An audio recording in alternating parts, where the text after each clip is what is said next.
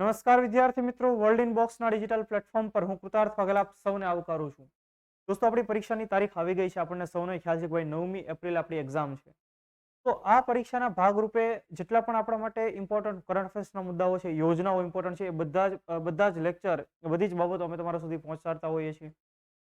જેમ કે આજના લેક્ચરમાં આપણે ખાસ એક મુદ્દો જોવો છે, એઇમ પ્રાઇમ. હવે તમને ખ્યાલ છે કે ભાઈ નીતિ આયોગ હંમેશા મહત્વનો મુદ્દો રહેલો. કંઈક ને કંઈક સવાલ નીતિ આયોગમાંથી પૂછાય જ. તો નીતિ આયોગનું જ એક મિશન, એનો જ એક પ્રોગ્રામ, જે પ્રોગ્રામ એટલે એઇમ પ્રાઇમ. જો આપણે 60 થી પણ વધુ યોજનાઓ ભણી ચૂકેલા છીએ અને આ તમામ યોજનાઓના લેક્ચર, એનું પ્લેલિસ્ટ તમને આ લેક્ચરના ડિસ્ક્રિપ્શન બોક્સમાં મળી જશે. કરંટ અફેર્સનું પ્લેલિસ્ટ પણ તમને આ લેક્ચરના ડિસ્ક્રિપ્શન બોક્સમાં મળી જશે. એટલો ઇમ્પોર્ટન્ટ મુદ્દો છે કે હંમેશા અવારનવાર પૂછાતો રહેતો, યોજનાઓ પૂછાવાની જ છે, બરાબર. અને એમાંય નીતિ આયોગ સંબંધિત કઈ પણ પ્રોગ્રામ હોય, યોજના હોય તો પૂછાય. અટલ ટિંકરિંગ લેબ અગાઉ પૂછાઈ ગયેલું, અટલ ઇનોવેશન મિશન, તો આ બધા કોના ઇનિશિયેટિવ છે? નીતિ આયોગના. તો નીતિ આયોગનું એવું જ એક ઇનિશિયેટિવ એટલે એઇમ પ્રાઇમ. તો જોઈએ આપણે એઇમ પ્રાઇમનું પૂરું નામ શું થાય, એનો ઉદ્દેશ્ય શું છે. AIM PRIME program for researchers, એટલે કે રિસર્ચ કરનારા લોકો માટેનો પ્રોગ્રામ. તો કયા કયા ફિલ્ડમાં રિસર્ચ કરનારા લોકો? ઇનોવેશન એટલે કે નવીનીકરણ, market readiness and entrepreneurship. Program for researchers in innovation, market readiness and entrepreneurship, એટલે કે એઇમ પ્રાઇમ. તો નીતિ આયોગ અને મિલિન્ડા ગેટ્સ ફાઉન્ડેશન એમણે એપ્રિલ 2021 ની અંદર આ પ્રોગ્રામને લોન્ચ કર્યો હતો. તો અટલ ઇનોવેશન મિશન એ કોનું છે? નીતિ આયોગનું. ત્યાર પછી દુનિયાના સૌથી અમીર આદમી રહી ચૂકેલા વ્યક્તિ, જેમણે માઇક્રોસોફ્ટ નામની કંપનીની સ્થાપના કરી છે, જેને આપણે બિલ ગેટ્સના નામે ઓળખીએ છીએ.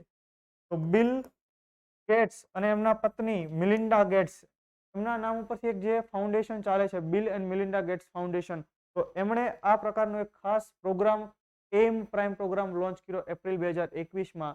કે એવા લોકો કે જે બિઝનેસ માટે, એન્ટરપ્રિન્યોરશિપ માટે થઈને ખાસ રિસર્ચ કરે છે, કાંઈ નવીનીકરણ કરી રહ્યા છે, નવા આઈડિયાઝ લાવી રહ્યા છે, એમના માટે થઈને ખાસ આ પ્રોગ્રામ એટલે એઇમ પ્રાઇમ પ્રોગ્રામ. ત્યારે લોન્ચ થયો 2021માં. કોના દ્વારા? નીતિ આયોગ દ્વારા. નીતિ આયોગના એક મિશન, અટલ ઇનોવેશન મિશન, અને સાથે એનું એક foundation, Bill and Melinda Gates Foundation. જો આ ફાઉન્ડેશન ઘણી બધી બાબતો પર કામ કરે છે. આફ્રિકાના ગરીબ દેશોની અંદર ખાસ બાળકોના શિક્ષણ માટે કામ કરે છે, સ્વાસ્થ્ય માટે કામ કરે છે. ભારતની અંદર પણ ઘણું બધું એમણે ઇન્વેસ્ટમેન્ટ કરેલું, બરાબર. તો આ બંને આ ખાસ યાદ રાખશું. ઉદ્દેશ્ય શું ભાઈ? આ પ્રોગ્રામ એઇમ પ્રાઇમ પ્રોગ્રામ જે છે, જે રિસર્ચર માટેનો પ્રોગ્રામ છે, તેનો ઉદ્દેશ્ય શું રહેલો છે? તો કે જે લોકો કંઈ રિસર્ચ કરે છે એને કંઈક આગળ જતા વધુ ટ્રેનિંગ પ્રોવાઈડ કરવી. જુઓ તમે, 12 મહિના સુધી ટ્રેનિંગ દ્વારા, કેટલા મહિના સુધીની ટ્રેનિંગ? 12 માસની, એટલે કે 1 વર્ષની ટ્રેનિંગ. 12 માસ સુધી ટ્રેનિંગ દ્વારા સાયન્સ એન્ડ ટેકનોલોજી આધારિત આઈડિયાને પ્રમોટ કરવા. એટલે ખાસ સાયન્સ એન્ડ ટેકનોલોજી સંબંધિત કોઈ પણ ઇનોવેશન હોય તો એને પ્રમોટ કરવા માટે થઈને ખાસ આ એઇમ પ્રાઇમ પ્રોગ્રામ લોન્ચ કરવામાં આવેલો છે. તો ખાસ ફોકસ ક્ષેત્રો કયા કયા? બટ ઓબ્વિયસ સાયન્સ આધારિત ક્ષેત્રો, કેમ કે સાયન્સની જ વાત થાય છે. તાજેતરમાં 2022ની સાલમાં એક એઇમ પ્રાઇમ પ્લે બુક પણ લોન્ચ કરવામાં આવેલી. હવે આ જે આખું મિશન છે, ખાસ એનું અમલીકરણ કોણ કરે છે? તો એનું અમલીકરણ કરે છે વેન્ચર સેન્ટર. તો તમને એમ થાય કે આ વેન્ચર સેન્ટર શું છે, ક્યાં આવેલું છે? તો જો વેન્ચર સેન્ટર એ પુણે ખાતે આવેલી એક સંસ્થા છે. તો સાયન્સ આધારિત ઉદ્યોગને પ્રમોટ કરનારું બિન નફાકારક સેન્ટર ક્યાં આવેલું છે? CSIR national chemical laboratory, Pune ખાતે. એક આ એવું સેન્ટર છે કે કોઈ સાયન્સ સંબંધિત ઇનોવેશન કોઈ હોય, કોઈ નવા સ્ટાર્ટઅપ થયા હોય, તો એને ટેકનિકલ સહાય કરવા માટે, એને નવી ટેકનોલોજીથી વાકેફ કરવા માટે મદદ કરતું આ સેન્ટર છે, જેને કહેવાય વેન્ચર સેન્ટર.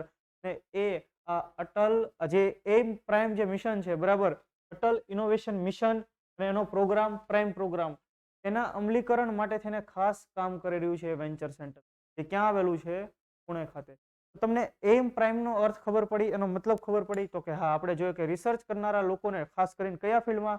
ટેકનોલોજીના ફિલ્ડમાં. એના માટેનો આખો પ્રોગ્રામ છે. ક્લિયર એટલું? કોનો પ્રોગ્રામ છે? તો કે નીતિ આયોગ અંતર્ગત એક મિશન, અટલ ઇનોવેશન મિશન, અને એની સાથે Bill and Melinda Gates Foundation. તો ખૂબ જ ઇમ્પોર્ટન્ટ, હંમેશને માટે ઇમ્પોર્ટન્ટ રહેતો હોય છે. આ સંબંધિત સવાલો પૂછવાની સંભાવના ખૂબ વધારે રહેલી છે. તો આ હતી આજની આપણી યોજના, અથવા તો આપણો આજનો ખાસ પ્રોગ્રામ, અથવા તો એક મિશન. એવી આશા રાખું કે તમને આખો મુદ્દો વ્યવસ્થિત રીતે સમજાઈ ગયો હશે. એ સિવાય જેટલી પણ યોજનાઓ છે એનું પ્લેલિસ્ટ તમને આ લેક્ચરના ડિસ્ક્રિપ્શન બોક્સમાં મળી રહેશે. ત્યાંથી એના પર ક્લિક કરીને પણ તમે બીજી યોજનાઓ ભણી શકો છો. 60 જેટલી યોજનાઓ તમારા માટે ખૂબ ઇમ્પોર્ટન્ટ, પરીક્ષામાં ત્યાંથી સવાલો પૂછાવાના.